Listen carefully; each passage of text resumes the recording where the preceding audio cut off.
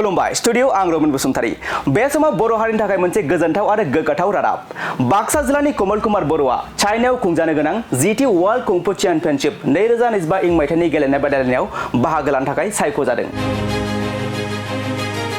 नंगौ थारैनो बर' हारि एबा बड'लेण्ड हालामनि थाखाय मोनसे जोबोरैनो गोग्गाथाव आरो गोजोनथाव खौरां।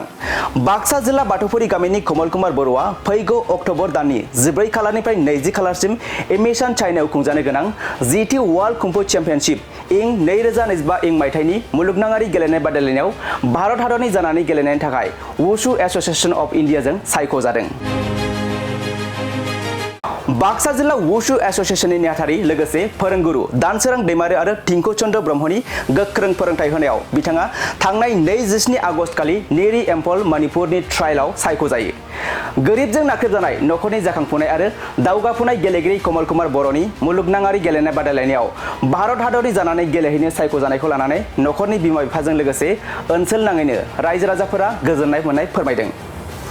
लोगोसे बिथांमोना कमल कुमार बर'खौ बे गेलेनाय बादायलायनायाव देरहासार जाबोनो हायो बेनि थाखाय इसोरनियाव आर'ज गाबदों। खुलुमबाय स्टुडियो आं रमन बसुमतारी बे समाव बर' हारिनि थाखाय मोनसे गोजोनथाव आरो गोग्गाथाव रादाब बाक्सा जिल्लानि कमल कुमार बर'आ चाइनायाव खुंजानो गोनां जीटी वर्ल्ड कुंफु चेम्पियनशिप 2025 इं मायथाइनि गेलेनाय बादायलायनायाव बाहागो लानो थाखाय सायख'जादों।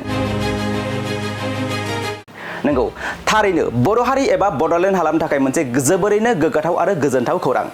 बाक्सा जिल्ला बाथौफुरि गामिनि कमल कुमार बर'आ फैगौ अक्ट'बर दाननि 14 खालारनिफ्राय 20 खालारसिम एमिसन चाइनायाव खुंजानो गोनां जीटी वर्ल्ड कुंफु चेम्पियनशिप इं 2025 इं मायथाइनि मुलुगनाङारि गेलेनाय बादायलायनायाव भारत हादरनि जानानै गेलेनायनि थाखाय वुशु एस'सिएशन अफ इन्डियाजों सायख'जादों।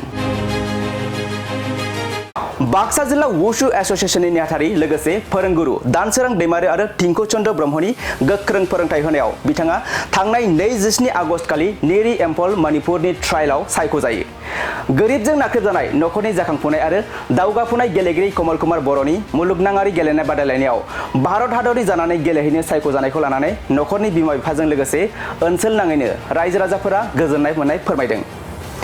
लोगोसे बिथांमोना कमल कुमार बर'खौ बे गेलेनाय बादायलायनायाव देरहासार जाबोनो हायो बेनि थाखाय इसोरनियाव आर'ज गाबदों।